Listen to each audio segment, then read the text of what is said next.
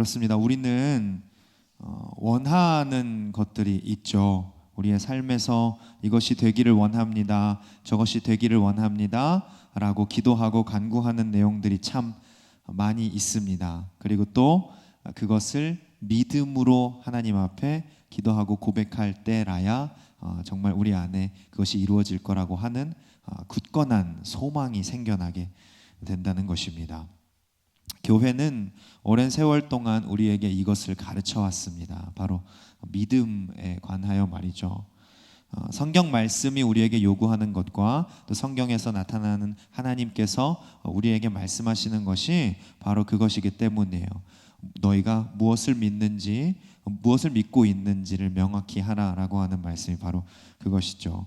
그런데 사실 이 믿음, 우리가 원하고 바라는 것들을 기도하는 소망이 정말 애매하게 다가올 때가 있습니다. 이런 질문을 하게 되는 것이죠. 믿음이란 뭐냐? 더 나아가서 믿은 대로 사는 삶이란 무엇이냐? 지난번에 이제 세례 교육을 좀 진행을 하는데 어떤 청년이 교육을 받다가 저에게 이런 말을 했습니다. 성경 말씀도 또 예수님에 관한 이야기들도 머리로는 알겠습니다. 그런데 가슴에 와닿지는 않습니다. 그냥 역사책에 적혀 있는 사실처럼 그렇구나 하고 넘어가게 됩니다. 그 이야기를 듣고 저는 참 많은 고민을 했어요. 질문을 드릴 테니까 한번 생각해 보시죠. 이 청년, 머리로는 알겠는데 가슴에 와닿지는 않아요 라고 고백하는 이 청년은 믿음이 있는 것입니까? 없는 것입니까? 한번 대답해 보실래요? 네, 속으로 다 대답하고 계신 거죠? 믿음이 있는 거예요? 없는 거예요? 문자적으로 말하자면 믿음이 있죠. 어쨌든 머리로는 성경이 사실이라고 생각한다는 것 아니겠어요? 우리가 겪어보지 못한 역사들을 역사책에 있는 내용들을 받아들이듯 문자적으로 말하자면 이 청년은 지금 사실을 받아들이는 믿음은 있는 것입니다. 보통 우리가 우리 안에서 이야기하는 믿음이 이런 종류예요. 눈으로 보지 못했어도 또 경험하지 못했어도 사실로 받아들이는 것. 우리가 겪어보지 못한 역사들을 받아들이는 것처럼 긴가민가 해도 그것이 옳다고 생각하는 그 정도. 그 정도만 가지고 있어도 우리는 믿는다고 말하곤 합니다. 그러나 늘 그러나가 문제예요. 요 정도만 하고 적당히만 하고 끝나면 좋을 것을 그러나가 나와서 이제 막 어렵게 되는 거죠. 성경이 말하는 믿음은 그냥 성경에 있는 사실을 받아들이는 정도, 그렇구나 라고 생각하고 넘어가는 정도, 혹은 하나님이 계시는구나를 받는 정도를 우리에게 요구하진 않습니다. 성경 야고보서 2장 19절 말씀은 우리에게 이렇게 이야기합니다. 내가 하나님은 한 분이신 줄을 믿느냐? 잘하는도다. 귀신들도 믿고 떠느니라 라고 말합니다. 잘하는도다라는 표현이 들어갔으니까 이 말씀은 칭찬하는 거겠죠? 아니겠죠? 좀 충격적인 내용이긴 하지만 하나님은 한 분이신 줄을 믿는 것만으로는 안 된다는 말씀이죠. 사실 세상에서는 하나님을 참신으로 믿는 것, 그러니까 하나님이 한 분이시라고 하는 것을 믿는 것을 우리의 신앙 고백이라고 생각하거든요. 교회 다니는 사람 하면은 그 사람들 하나님 믿는 사람들이야, 하나님 계신 거 믿는 사람들이라고 생각하거든요, 세상에서는. 근데 우리 믿음의 근본인 이 성경 말씀은 도리어 그건 귀신들도 믿는 기본 중에 기본이라고 말하는 겁니다. 귀신들도 믿는데요. 자, 그럼 믿음은 곧 구원이니 귀신들도 믿고 구원받겠죠? 이해가 안 되세요? 지금 귀신들도 믿고 구원받겠죠? 안 돼요. 아니에요. 절대. 이걸까 헷갈리시면 여기 이러면 진행이 안 되는데. 귀신들이 믿고 구원받는다는 말씀이 아니에요. 여기서 말하는 하나님이 한 분이시라는 사실을 믿는 건 귀신들도 아는 그만큼 그냥 기본적인 내용이라는 말씀인 것이죠. 그러니까 그건 성경이 요구하는, 그러니까 하나님께서 우리에게 요구하시는 믿음이 아니라는 거예요. 그냥 그건 사실인 것입니다. 그렇다면 하나님께서 성경 말씀을 통해 우리에게 요구하시는 믿음은 뭐냐? 단순히 하나님이 계신 것과 그가 참 신이시라는 사실을 받아들이는 것보다 더 나아가서 우리는 무엇을 믿어야 하는가? 오늘 다니엘서 9장 말씀을 통해서 그 이야기를 하려는 거예요. 다니엘이라고 하는 이 사람, 그 이름도 찬란한 다니엘이죠. 솔로몬과 더불어서 구약 최고의 지성으로 일컬어지는 이 다니엘, 자수성가의 아이콘, 포로에서도 믿음을 지킨 담대한 사람, 사자굴에 들어갔다가 나온 사람, 그 지혜로 특히 대한민국 우리나라에서 많은 사랑을 받은 성경 인물이라고 말할 수 있겠습니다. 그래서 이 많은 학원들이 아이들을 위한 공부법들을 개발할 때 이 다니엘 이름을 붙여서 이제 공부법들을 개발하곤 했습니다. 뭐 다니엘 학습법, 뭐 무슨 뭐 뇌를 깨우는 다니엘 학습법 해가지고 유명했었죠. 되게 굉장히 몇 년 전, 한 10년 전쯤에 어마어마한 물살을 탔었는데, 그만큼 이 다니엘은 우리에게 지혜 있는, 또 총명한, 나아가서 믿음 있는 사람으로 널리 알려져 있습니다. 뜻을 정한 사람, 사자굴에서도 믿음을 지킨 사람, 그 대단한 다니엘이 이 다니엘서 9장 1절에서 3절 우리가 방금 읽은 본문의 말씀 속에 말년의 여생을 보내고 있습니다. 이 본문의 시대 속에서 다니엘은 대략 70대의 나이로 추정됩니다. 인생의 말년이라고 말할 수도 있겠지만 사실 70대는 정정한 나이예요. 아직 현역이죠. 그냥 드리는 말씀이 아니라 잠언 16장 31절에 백발은 영화의 면류관이라고 말합니다. 세월이 흘러 백발이 되었다는 것은 곧 영화로이 살아남았다는 말이며, 여전히 젊은이들에게 지혜를 전달할 사명을 지닌 사람이라고 말하고 있는 거예요. 70대 결코 늙은 나이가 아닙니다. 70대는 아주 창창하고 팔팔하며 젊은이들에게 지혜를 나누어 줄 수 있을 만한 사명을 지닌 나이인 거예요. 지금 다니엘이 그 나이에 접어들게 됐습니다. 그래서 다니엘은 이 70대에도, 혹시 70대 이상이신 성도님들이 계시다면 용기를 잃지 마십시오. 다니엘도 지금 70대의 지혜를 계속 탐구하고 있어요. 게을리하지 않고 다니엘은 2절에 이렇게 말해요.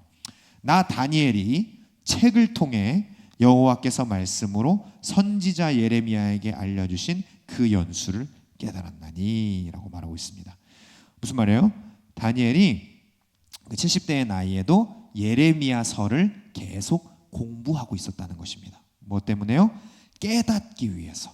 그리고 이 깨달은 바를 다니엘은 젊은 세대들에게 지식과 지혜로서 전달하는 일을 게을리하지 않았습니다.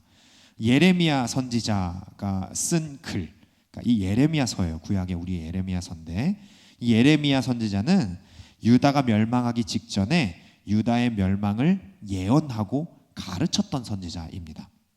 그리고 다니엘은 예레미야의 예언 이후에 유다가 멸망했을 때 바벨론에서 사역을 했습니다. 그래서 다니엘은 말하자면 예레미야 선지자의 후배 선지자인 거예요. 예레미야가 선배고 다니엘은 그 후배자로서 하나님의 말씀을 받아 유다 멸망에 관해 예언한 이 선배님의 말씀을 책으로써 공부하고 있었다는 말이 되는 겁니다. 그러니까 쉽게 말하면 다니엘이 지금 예레미야의 말씀이 성취된 시대에 살아가면서 그 말씀을 계속 공부하고 있었다라는 말씀으로 이해하시면 됩니다. 이 다니엘은 자신이 바벨론의 포로로 잡혀온 이 10대 때부터 유다가 멸망한 지 이제 막 70년이 다 되어 가는데 하나님께서 유다를 어떻게 사랑하시는가를 계속 마음에 품고 살았던 거예요. 70이 넘도록 오랜 시간 동안 타지에 살면서도 고향과 고향을 사랑하시는 하나님에 대한 믿음을 버리지 않았던 거예요. 그래서 선배 선지자인 예레미야의 말씀을 계속 공부하면서 이 말씀이 어떻게 이루어졌는가, 하나님이 이 말씀을 통해서 지금 나에게 주시는 뜻은 무엇인가 계속 공부하고 있었던 것이에요. 자, 그래서 다니엘이 예레미야서를 통해 어떤 사실을 깨달았느냐 한번 계속 살펴보겠습니다. 9장 2절 하반절에 다니엘이 이렇게 말합니다. 곧 예루살렘의 황폐함이 70년 만에 그치리라 하신 것이니라 라고 말해요. 이 말씀은요, 예레미야서 25장 11절에 나오는 말씀입니다. 성경책에 관주가, 요즘엔 관주가 많이 없더라고요. 없으신 분들은 밑에 좀 이렇게 적어두시면 알기 쉽습니다. 예레미야서 25장 11절이 이 말씀과 이어지는 말씀이에요. 그러니까 예레미야 25장 11절의 말씀이 이 말씀의 약속인 것입니다. 요즘 젊은 청년들은 성경책을 잘 안 가지고 다녀요. 스마트폰 어플이 있어서 예배 시간에도 성경을 좀 여러 군데 찾으라 그러면 손가락이 아주 바쁘게 움직입니다. 다다다 계속 누르고 있어요. 그래서 카톡을 하는 건가 보면 성경 찾고 있는 거예요. 그래서 막 이렇게 성경책을 이제 좀 찾으라고 하면 스마트폰만 하고 있으니까 이렇게 성경을 넘겨서 찾는 낭만을 모릅니다, 친구들이. 그래서 관주 적고 밑줄 긋고 그것도 찾아보고 이런 낭만들을, 그래서 이제 생각한 건데, 우리 다음 세대들한테 다른 거 물려주지 마시고 이렇게 관주 적은 성경책 물려주시면 좋겠어요. 아빠가, 엄마가 잘 연구해서 성경책 이 말씀 너한테 물려준다 하면 그 아이들이 받고서 엄마가 연구한 성경, 아버지가 연구한 성경, 그 관주들 보면서 성경 말씀을 더 깊이 깨달아 갈 수 있을 것 같아요. 그러면 그 깨달음이 어떤 말씀이었는지를 우리 같이 좀 살펴보면 좋겠습니다. 다 적으셨죠? 말씀드린 동안 예레미야서 25장 9절에서 11절 말씀을 함께 찾아보시죠. 형광펜이 있으시면 이 말씀은 표시해 두시면 좋습니다. 이 말씀은 성경 곳곳에서 성취되고 인용되기 때문이에요. 이런 부분들 표시하신 거 아이들한테 넘겨주시면 참 좋습니다. 다니엘이 지금 그렇게 하고 있는 장면을 우리가 보고 있기 때문에 그래요. 자, 예레미야서 25장 9절에서 11절 말씀 우리 같이 읽겠습니다. 시작. 보라, 내가 북쪽 모든 종족과 내 종 바벨론의 왕 느부갓네살을 불러다가 이 땅과 그 주민과 사방 모든 나라를 쳐서 진멸하여 그들을 놀램과 비웃음거리가 되게 하며 땅으로 영원한 폐허가 되게 할 것이라. 여호와의 말씀이니라.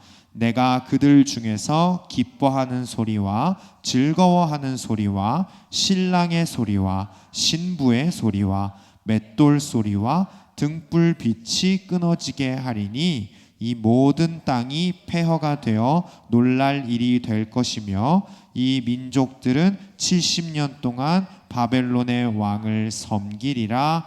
아멘. 아멘. 예레미야가 하나님께 받은 말씀을 가지고 자그마치 23년간이나 유다의 멸망과 바벨론의 침공을 예언했습니다. 23년 동안 경고를 했는데 하나님의 말씀으로 유다 사람들은 그의 말을 믿지 않았어요. 그들 보기에는 당장 눈에 나타나는 무슨 위협이 없었을 뿐더러 그들에게는 오히려 하나님이 결코 자기들을 버리지 않으실 거라는 믿음이 있었기 때문에 그랬습니다. 그러나 다니엘에게는 이 말씀이 사실로 다가왔죠. 왜냐하면 다니엘은 그 약속이 이루어진 시점에 살았기 때문입니다. 그래서 그 자신은 이 말씀이 유다 백성들의 믿음이 틀렸고 예레미야 선지자가 전한 하나님의 말씀이 맞았다는 것을 삶으로 확인할 수밖에 없었습니다. 그러니까 이 말씀을 공부하면서 다니엘은 최소한 두 가지의 사실을 믿음으로 받아들였던 거예요. 첫 번째, 선지자 예레미야의 말씀이 하나님께로부터 나왔다는 것. 다니엘은 이것을 믿었습니다. 왜요? 증거가 있기 때문이죠. 그의 말씀대로 모든 것이 이루어졌다는 것을 그는 삶으로 경험했기 때문에 예레미야의 말씀이 하나님께로부터 나왔다는 것을 믿을 수밖에 없는 것입니다. 그리고 두 번째, 그렇기 때문에 그가 전한 다음 말씀, 우리가 방금 읽은 11절 말씀이죠. 유다가 70년 동안 바벨론을 섬기게 될 것이라고 한 말씀을 믿었습니다. 나아가 70년이 지나고 나면 유다가 포로 생활을 마치게 된다는 것을 깨달았던 거예요. 자, 예레미야가 하나님의 선지자이면 그가 하나님께로부터 받은 말씀으로 유다의 멸망을 예언한 것이 옳겠죠. 그리고 다니엘이 확인한 바 그 말씀이 옳았으니, 정확히 들어맞았으니 예레미야가 하나님의 선지자임이 확실하고 그가 전한 다음 말씀, 유다의 환란이 70년 만에 끝날 것이라고 예언한 말씀도 들어맞을 것을 믿을 수가 있게 된 겁니다. 그러니까 다니엘은 지금 예레미야의 말씀이 성취된 것을 확인했고, 그리고 그가 자신의 시대 이후에 성취될 약속도 믿게 된 것입니다. 왜요? 증거가 확실했기 때문입니다. 자, 여기까지는 세상이 말하는 일반적인 믿음이에요. 앞서 말했던 청년이 가지고 있었던 믿음과도 같습니다. 성경에 있는 내용을 사실로 받아들이는 것. 그래, 언젠간 이 일이 일어났겠지. 왜? 내가 내 눈으로 증거를 봤으니까요. 그러면 이것도 맞겠네요. 논리적으로 추론할 수 있죠. 그러니까 하나님이 한 계신 것과 한 분이심을 깨닫는 믿음이 바로 여기에 있습니다. 하나님이 한 분이시고 계신다는 사실은 사실이에요. 확인할 수 있어요. 성경의 역사들이 계속 이루어지는 걸 보면 누구나 깨닫게 될 겁니다. 여기까지는 세상이 말하는 믿음이에요. 그런데 다니엘은 또 성경의 말씀대로 우리에게 요구되는 한 걸음 더 나아간 믿음의 모습을 보여줍니다. 성경이 우리에게 요구하는 믿음이 바로 이런 것인데요. 다니엘이 어떤 행동을 하냐면 3절에 이렇게 합니다. 우리 3절 말씀, 다니엘서 9장 3절로 다시 돌아오세요. 우리 같이 한번 읽어보겠습니다. 시작. 내가 금식하며 베옷을 입고 재를 덮어쓰고 주 하나님께 기도하며 간구하기를 결심하고. 아멘. 다니엘이 지금 뭐 하는 거예요? 자기가 말씀에서 깨달은 대로 먼저 기도하고, 그리고 자기의 삶에 그 말씀을 적용하는 중입니다. 자, 다시요. 자, 첫 번째 믿음, 다니엘은 예레미야 선지자의 성경 말씀이 사실인 것을 믿었습니다. 왜요? 자기가 눈으로 증거를 봤으니까요. 두 번째 믿음, 다니엘은 그래서 예레미야가 그 이후에 예언한 말씀도 믿었습니다. 왜요? 증거가 있었기 때문에 다음 말씀도 논리적으로 이루어질 거라고 믿을 수밖에 없는 거죠. 그런데 다니엘은 여기서 더 나아가서 세 번째, 그 믿음으로 믿음의 삶을 살게 된 겁니다. 세 번째 믿음이죠. 자신의 삶에 적용하는 믿음 가지게 된 거예요. 아는 것으로 끝나지 않았어요. 깨달았다로 마치지 않았습니다. 그는 그 깨달은 것을 하나님 앞에 기도함으로 자신이 믿고 있다고 삶의 증명을 시작하게 된 겁니다. 이것이 성경이 말하는 믿음이에요. 우리에게 요구하는 믿음. 그냥 말씀에 나와 있는 걸 사실로 받아들이는 것을 넘어서서 그 말씀을 통해 하나님 앞에 기도하고 삶에 바로 적용하는 것이 진짜 믿음이라는 거예요.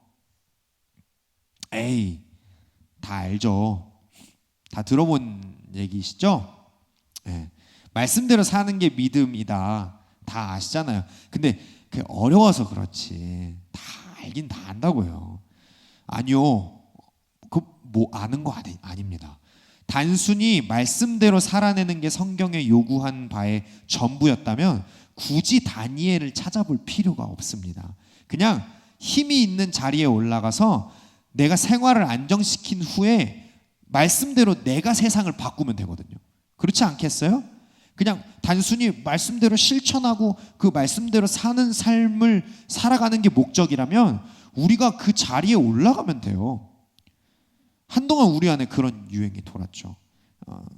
뭐 다니엘 이야기와 맞물려서 이렇게 설명하죠. 세상에서 높은 자리를 취해라. 젊은이들이여 일어나라. 너희가 높은 곳에 가서 그 자리에서 힘으로 그 능력으로 말씀을 이루는 위대한 사람이 되라라고 하는 이 한동안 이런 유행들이 있었는데, 높은 자리에 가면 좋습니다. 열심히 뭔가를 이루어내는 것 바람직하죠. 그런데 잘 생각해 보세요. 오늘 다니엘이 어떤 사람이었는지를 생각해 보십시오. 다니엘은 외국인으로서 나라의 2인자까지 갔던 사람입니다. 그러니까 지혜자, 가진 권력으로는 국가의 근본을 뒤흔들 수도 있습니다. 말이 위에 왕이 있다 뿐이지 왕은 실무를 모릅니다. 이 다니엘이 모든 실권을 다 쥐고 있던 사람이에요. 총리였죠. 장수해서 살아남았고요. 왕조차도 여러 번 갈아치웠습니다. 다니엘. 근데 그 왕이 바뀌었음에도 불구하고 다시 세상의 권력의 2인자가 돼요. 그 나라에. 얼마나 대단한 사람입니까? 왕을 여러 명 모신 것도 대단한데 그 왕들도 함부로 할 수 없는 권력이 지금 다니엘에게 있던 거예요. 자, 그러면 그 다니엘이 우리의 믿음처럼 말씀을 깨닫고 자기가 가진 힘으로 그 말씀을 이루고 있죠? 총리로서 자기가 명령을 내려가지고 자, 이제 유다 백성들 돌아가세요라는 명령을 본인이 내렸겠죠? 아니에요. 그렇지 않습니다. 다니엘서 어디에도요, 다니엘이 권력을 통해서 하나님의 말씀을 이루려고 했다는 말씀 전혀 없습니다. 하나님 나라는, 하나님 말씀은 힘이나 권력으로 이루어지는 게 아니기 때문에요. 위대한 지혜자 다니엘이 말씀을 깨달은 후에 가장 먼저 했던 일은요, 그 말씀대로 하나님께 엎드려 기도했던 일입니다. 자기의 힘으로 이 말씀을 깨달은 바를 실천하려 한 게 아니라요, 먼저 그 말씀 앞에 엎드렸습니다. 하나님, 나에게 오늘 이 말씀을 깨닫게 하심이 어찌입니까? 제가 이제 무엇을 해야 됩니까? 다니엘이 어떻게 기도했는지 우리 9장 4절과 5절 말씀을 함께 읽어보시죠. 이렇게 되어 있습니다. 다니엘서 9장 4절 5절 말씀 읽어요. 시작. 내 하나님 여호와께 기도하며 자복하여 이르기를, 크시고 두려워할 주 하나님, 주를 사랑하고 주의 계명을 지키는 자를 위하여 언약을 지키시고 그에게 인자를 베푸시는 이시여, 우리는 이미 범죄하여 패역하며 행악하며 반역하며 주의 법도와 규례를 떠났사오며. 아멘. 그는 말씀 앞에 엎드려 먼저 회개합니다. 다니엘 자신이 지은 죄는 아니에요. 조상들이, 그의 이전 세대들이 지었던 죄악 때문에 자기는 사실 포로로 잡혀간 피해자이죠. 그러나 이렇게 된 것을 다니엘은 자기에게로 그 죄값을 돌리고 있습니다. 왜요? 우리는 우리 부모 세대의 삶의 결과를 이어받은 사람들이기 때문입니다. 이것이 어디서 드러나는지 아세요? 우리 모두가 그래요. 우리의 이름에서 드러납니다.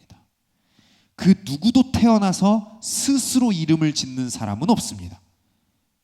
왜요? 이름은 다른 사람들이 나를 불러주는 호칭이기 때문에 그래요. 그래서 이 이름을 짓는 특별한 권한은 첫 번째로 사람의 혈육, 그 부모에게 있습니다. 부모는 자기 인생의 결과를 자녀에게 이름으로 지어주는 것으로 물려주게 됩니다. 이 신비를 깨달으시길 바랍니다. 우리가 아이의 이름을 지을 때 그냥 짓지 않잖아요. 우리 삶에서 깨달은 바, 기도하는 바, 원하는 바를 그 아이의 이름에 물려주게 되죠. 그것은 우리 삶의 결과예요. 우리 삶의 값인 거예요. 그러니까 그 아이가 짊어지고 살아가는 삶, 그 이름의 무게는 사실 이전 세대들이 겪어왔던 삶의 무게에 있는 것입니다. 멀리는 창세기의 노아가 그러했고요, 가깝기는 우리가 지금 주일에 계속 이사야 말씀 살펴보고 있는데 그 이사야의 아들 마할살레 하스바스가 그랬죠. 그 이름을 자신이 지었나요? 아니요. 아버지들, 부모가 자기가 받은 하나님 말씀의 삶의 결과물로서 아이들에게 이름을 주는 거예요. 다니엘은 지금 그 믿음에 입각해서 기도하는 겁니다. 하나님, 내 스스로는 내 삶의 시간은 피해자의 삶이었지만, 우리 민족의 죄로 인해서 내가 지금 이 일을 당하고 있지만, 하나님, 사실 이 부모 세대의 죄, 이 민족들의 죄가 죄의 죄입니다 라고 믿음으로 고백하는 겁니다. 이게 다니엘의 믿음이에요. 그리고 깨달은 바 말씀대로 또 이렇게 기도합니다. 9장 16절 말씀도 우리 같이 한번 읽어보겠습니다. 시작. 주여 구하옵나니 주는 주의 공의를 따라 주의 분노를 주의 성 예루살렘 주의 거룩한 산에서 떠나게 하옵소서. 이는 우리의 죄와 우리 조상들의 죄악으로 말미암아 예루살렘과 주의 백성이 사면에 있는 자들에게 수치를 당함이니이다. 아멘. 유다가 멸망한 지 70년이 다 되어 가고 있습니다. 그러나 그럼에도 불구하고 다니엘은 자기가 누리고 있는 최고 권력, 이 어마어마한 힘에 취해서 그냥 그 자리에 머무르지 않습니다. 도리어 하나님께서 예레미야에게 말씀하신 대로 이 환란이 곧 끝나게 될 거라는 사실을 믿었습니다. 그리고 더 간절히 기도합니다. 주님, 약속하신 말씀대로 일하여 주십시오. 제가 이 말씀이 반드시 이루어질 줄을 믿습니다. 그냥 머리로 알고 깨닫고 그렇구나 하고 자기 삶으로 돌아가는 것이 아닌 것이에요. 그가 깨닫고 말씀을 받고 사실대로 믿은 바를 지금 그는 그 즉시 삶에 적용하고 있는 것입니다. 기도를 통해서요. 그리고 삶의 행동들을 통해서 말이죠. 이것이 다니엘이 우리에게 보여준 믿음의 본인 거예요. 그는 말씀을 읽었고 깨달았으며 깨달은 바대로 이루어질 것을 기대하며 먼저 기도했습니다.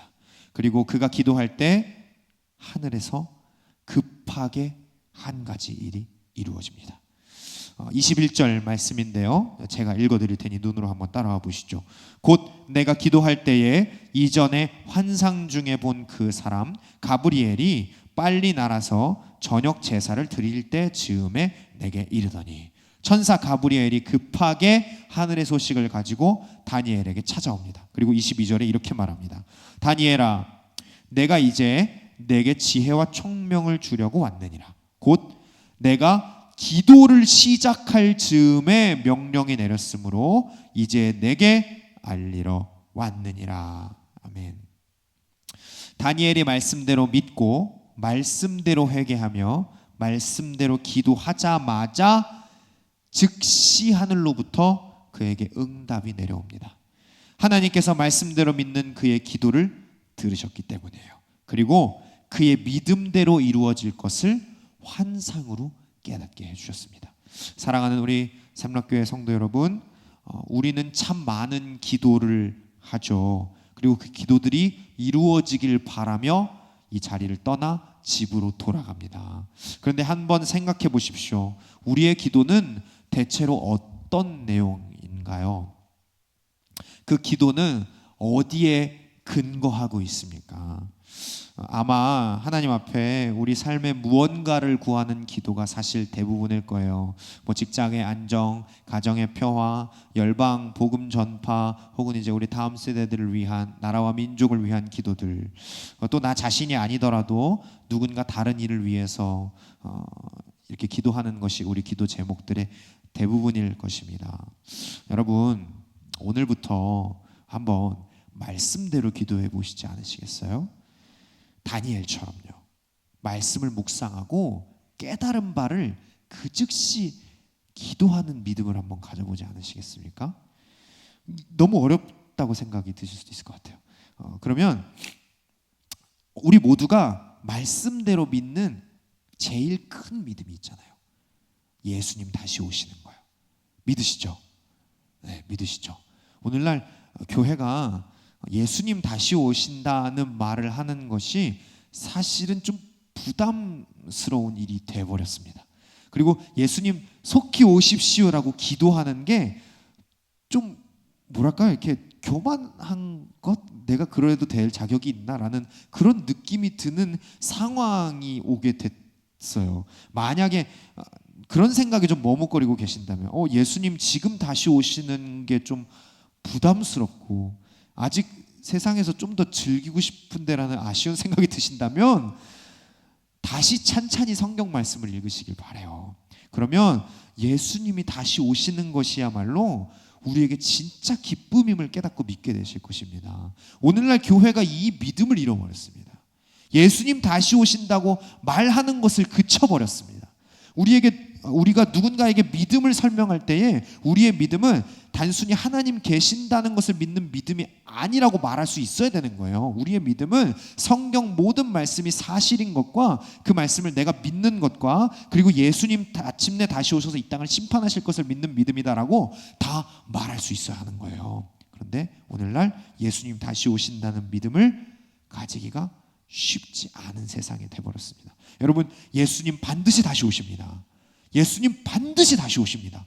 그게 어느 날이 될지 아무도 모르기 때문에 성경은 계속해서 우리에게 준비하라고 말씀하고 계신 거예요. 말씀대로 믿고 말씀대로 기도하고 말씀대로 살며 준비하라고 우리에게 요구하시는 이 말씀을 받으시기를 소망합니다. 우리 성경대로 기도하자고요. 그리고 기도한 대로 오늘 살자고요. 그러려면 가장 먼저 뭘 해야 될까요? 네, 성경을 펼쳐서 읽고 깨달아야 합니다. 어려우시죠? 수요일마다 오전에 지혜서반을 하는데 굉장히 질문들이 많으셔서 너무 좋아요. 근데 성경 공부를 하는 게 굉장히 부담스럽고 또 어렵고 좀 이해하기가 힘들다라는 이제 뭐랄까요? 컴플레인이라고 말할까요? 이런 피드백들이 많이 옵니다. 네, 성경 이해하는 것 쉬운 일 아니라고 뭐 생각하실 수 있겠지만 사실은 성경 말씀을 이해하는 것보다 쉬운 일은 없습니다. 왜 그렇게 단언하느냐? 우리가 기도할 때, 믿은 대로 기도할 때 성령님께서 말씀을 깨닫게 해주실 것이기 때문이에요. 성경에 그 약속이 나와 있잖아요. 이 성경을 먼저 펼쳐서 읽으십시오. 그리고 성령님이 도와주실 때 깨달으십시오. 그러면 우리가 오늘 성경 말씀을 통해서 무엇을 깨달아야 하는지, 다니엘을 도와주시고 그에게 급히 달려올 천사를 보내신 하나님께서 우리에게도 깨달음을 주실 줄 믿습니다. 그리고 그 깨달음대로 이루어질 것을 기도해야 합니다.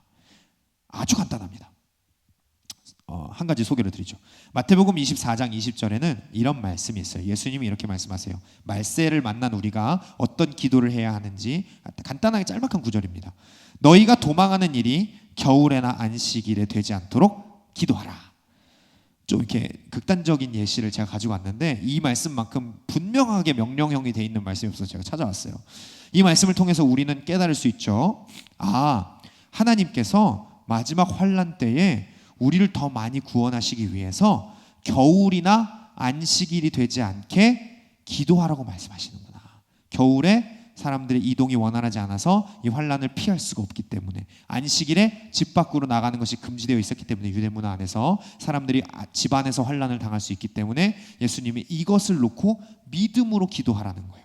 이 말씀에는 최소한 3가지 믿음이 들어있는 것입니다. 마지막 때가 찾아올 것이라는 믿음과 예수님이 그 마지막 때를 말씀하실 수 있는 하나님께로부터 오신 분이라는 믿음과, 세 번째로 그 말씀을 선포하고 기도할 때에 그 기도대로 이루어질 거라는 믿음. 3가지 믿음이 이 간단한 말씀에 들어있는 거예요. 우리는 그것을 깨닫고 이대로 기도할 수 있는 것이죠. 하나님, 이 환난이 반드시 올 텐데 이게 겨울이나 주일에 닥치지 않게 해주십시오.